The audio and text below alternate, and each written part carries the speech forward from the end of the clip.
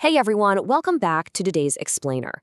We're diving into a story where the world literally ends in a single, terrifying instant. Picture this, it's midnight.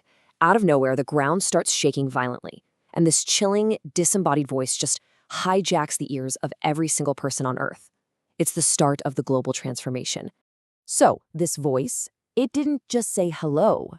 It announced a brutal new reality, instantly turning a totally normal, peaceful night into an absolute nightmare. The rule was simple but terrifying. From that exact second, whatever object you were holding with both hands would actually fuse into your physical body for a brutal 24-hour survival game. I mean, just think about that for a second. What if the last thing you touched became a permanent part of you? Imagine the visceral horror of suddenly being physically merged with your smartphone, or, I don't know, a kitchen knife, or even the steering wheel of your car. For billions of people, this bizarre thought experiment became a gruesome reality in a matter of seconds. But actually, there was a hidden loophole. The voice made it sound like this happened instantly, right? Well, humanity actually had a strict 10-minute countdown, 10 minutes to deliberately pick an object and form a mental connection with it before those horrific mutations locked in permanently. And our reincarnated protagonist, Lin Feng, because he had survived this apocalypse once before, he knew exactly how to exploit this tiny window of time. That brings us to Section 1, Birth of Terrifying Monsters. Total chaos in the streets.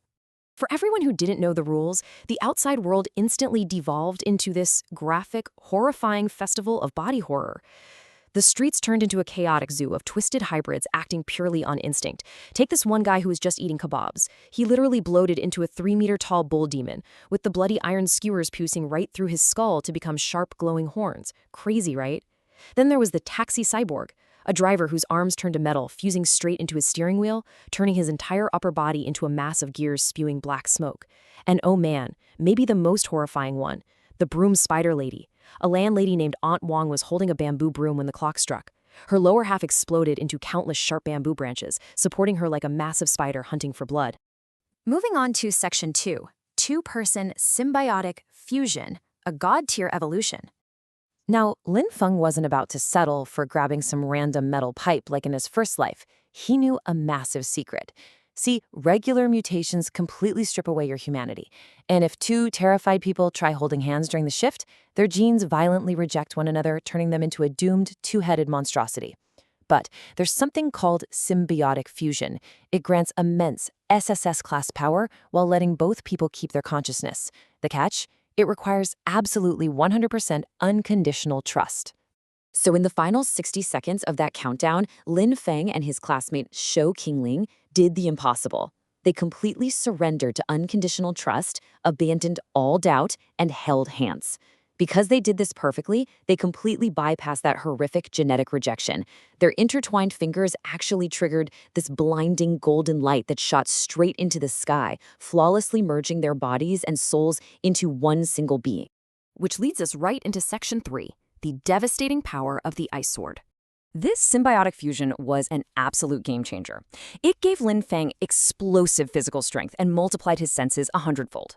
Meanwhile, Qingling became a spiritual entity living inside him, able to manifest as a divine elemental weapon. And they needed it immediately.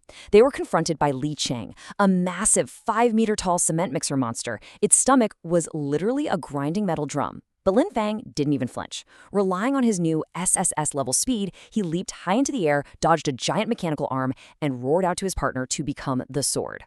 In the blink of an eye, Qingling channeled her extreme cold. The moisture in the air instantly froze, and a 1.5-meter ice sword materialized right in Lin Feng's hands. Using his falling momentum, he swung the blade. And get this, the absolute cold of the ice sword sliced through the monster's thick metal like it was tofu. It instantly froze the steel armor, the machinery, even the creature's blood, before Lin Feng completely shattered it into thousands of icy fragments with just a flick of his wrist. Now let's check out Section 4, the Clash of Lightning and Ice, the ultimate battle.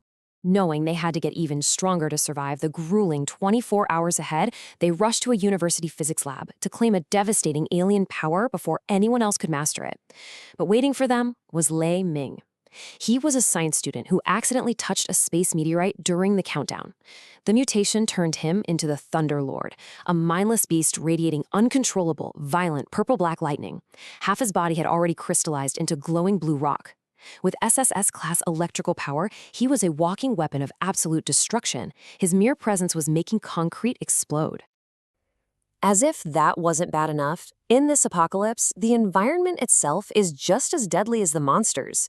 A terrified student, who had mutated with a red fire extinguisher, suddenly stumbled out of a cabinet. In a total panic, he sprayed conductive chemical foam all over the lab. This liquid foam instantly amplified Lei Ming's deadly purple-black lightning, essentially turning the entire room into an inescapable, surging electrical death trap. But Lin Feng and Qingling adapted instantly. In a brilliant stroke of tactical genius, Lin Feng used Kingsling's pure elemental ice not as a weapon, but as an impenetrable layer of insulation. While regular tap water or normal ice conducts electricity, Kingsling's perfectly pure absolute zero ice acts as the ultimate insulator. She wrapped Lin Feng as a 10-centimeter thick defensive armor, completely blocking the thousands of volts crashing against him. He couldn't just play defense forever, though, right? So Lin Feng took a massive gamble.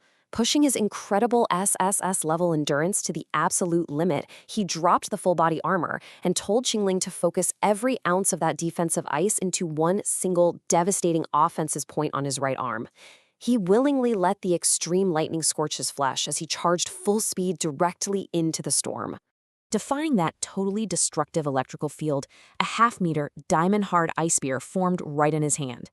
With pinpoint precision, he slammed that spear straight into the Thunderlord's remaining flesh on his left side, instantly freezing his heart and blood vessels. The mighty Thunderlord collapsed, and his reign of terror ended right then and there. But beating this boss was really just the beginning. By ripping the black meteorite crystal core straight out of the defeated monster's chest, Lin Feng accessed the source of pure elemental power. Normal mutants can only ever hold one power, but thanks to that symbiotic fusion, Lin Feng's limits were completely removed. Enduring agonizing pain, he absorbed the core, achieving the impossible. He violently fused that raw SS-class lightning directly with his existing ice capabilities.